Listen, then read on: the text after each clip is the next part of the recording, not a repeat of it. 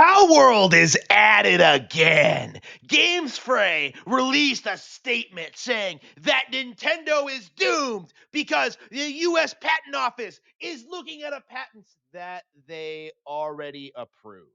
So this is my thing with Gamesfray, and I do think this does need to be said about like all this pro Power World propaganda out there is that they know their website isn't shit. They know that they're doing it for clicks. They know that they're doing it for attention, which is why they keep releasing these articles day after day trying to claim that Power World victory is imminent. It was just the other day that they released a statement saying that one of Nintendo's Japanese patents had been rejected when in reality during that process they can adjust the patent and resubmit it any time, and they completely neglected to mention the fact that the other two patents were completely fine.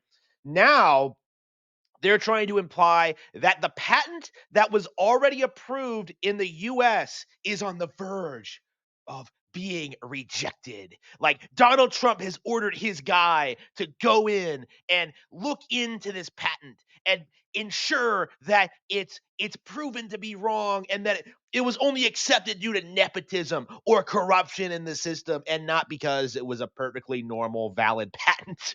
The narrative and like the loaded language from this is hilarious. It gives me the same vibes that we saw a couple of years back when the video game journalism industry was trying to push this narrative that like Pokemon Stars was a real thing.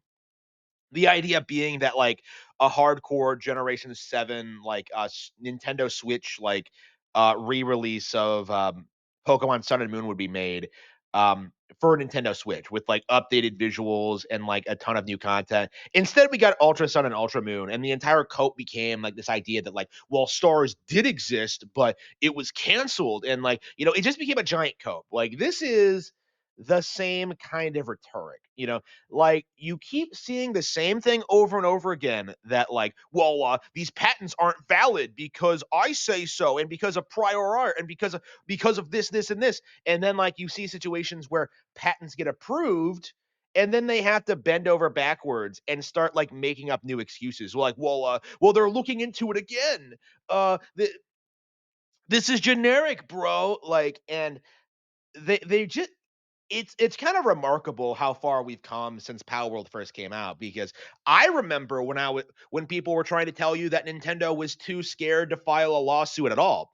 This seems to be Sony's strategy in trying to gaslight people into thinking Nintendo is in the wrong. Like they keep establishing these kinds of narratives. They keep pushing these angles that the system is biased towards Nintendo and that Power World is some crazy independent underdog. Like they conveniently like to not mention their own involvement. They coincidentally don't talk about all the massive L's they get, but every single time that something minor like this happens, something that's easily correctable that Nintendo will deal with post haste, something that like won't have anything to it, like you just see like grifters like Grums and Gamesfray just like freaking out, like Nintendo is losing the lawsuit. Like we've heard this time and time again ever since this situation kicked off, and it really does need to be said that like Power World basically already lost.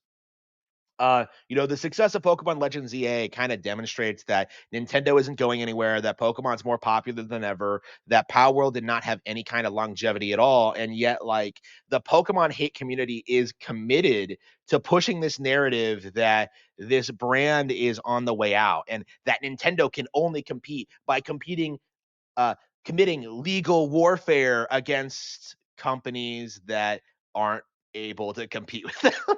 Like, yeah, if Nintendo was so dedicated to shutting down Pokemon competitors, like, why aren't they going after Digimon? Why aren't they going after Shin Megami Tensei, Dragon Quest monsters? Like, again, the cope right now is that, like, well, Nintendo can't do that. Like, they would if they could, but like, it's just a giant cope.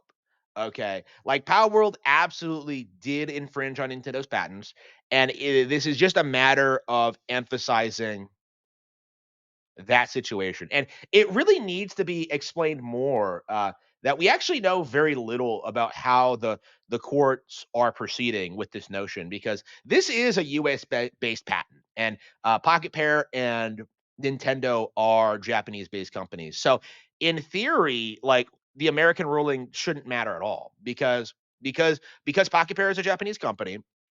The only thing that really matters is how the Japanese treat this situation, and Nintendo seems to be on the ball with that, with shutting them down, with preventing them from any just look like, for example, look at how the Japanese audience acts com- with this lawsuit compared to Americans. The Japanese are pretty clear that, like, yeah, Power World's fucked, yeah, yeah, yeah, like, there's nothing to this.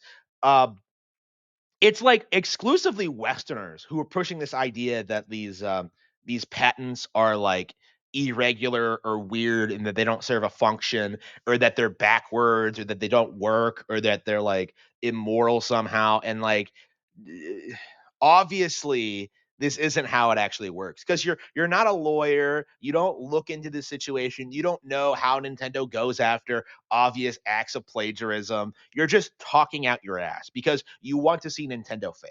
And that's kind of my mindset at this point. Whenever I see these kind of articles, and whenever I see people, like, spurging out about them, is like, you we know nothing about the actual case.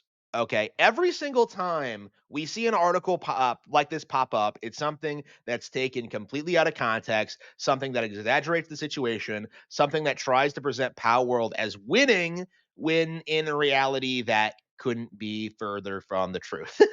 So I think a lot of people are going to be shocked by the end result of this lawsuit.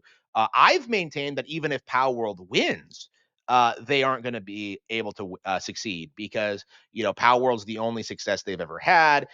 They will never be able to replicate it. Nobody really cares about anything else they do, or even Power World itself, for that matter. Like, the entire reason this became a controversy was to try and undermine the Pokemon brand. Like, Pocket Pair really has nothing to do with it. It's kind of shocking, like, looking at the community and seeing how little people actually care about these games, outside of the notion that it's going to destroy Pokemon. It's like, it's this gen's, like, Yokai Watch.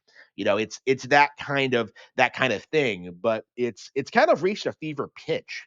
Like, so many people have this, like, compulsive hatred for Pokemon, because they're boomers who have no real experience with it. It's really sad, honestly. I've said this, like, time and time again, that the Power World lawsuit is one of the most brazen attempts I have ever seen at downplaying a Nintendo IP. But I do think, with the success of Pokemon Legends ZA, with how the Pokemon brand is on the up and up, with, like, the TCG, the anime, like, it is very, very, very, very difficult to gaslight people into thinking Pokemon is a failing brand, or that it would be threatened by Power World, or that, like, it's some declining brand. It is I don't see this kind of, like, brazen anti-Pokemon nonsense surviving past this generation. Honestly, I think with Generation 10's release next year, you're going to see a radical shift in how Pokemon is viewed with the public. And it's going to be this kind of cringy nonsense, I think, really demonstrates just how that's going to happen, because all of the copes people had about Pokemon, this idea that it wasn't successful, that it was on the way out, and that everyone hated it, and that, like, Power World was way better. That that narrative didn't even survive that month, honestly. I remember how surprised I was when Pokemon Day hit, and the Pokemon Company made all these major announcements that went over really, really, really, really well. And Power World was still brand new at the time. And it kind of struck me then how this brand and this IP had no future. Like, you can't build a brand off of Nintendo hate. Sonic the Hedgehog proved that, PlayStation proved that, and Power World is proving that. You don't love Power World, you just hate Pokemon. And articles like this are a byproduct of that culture.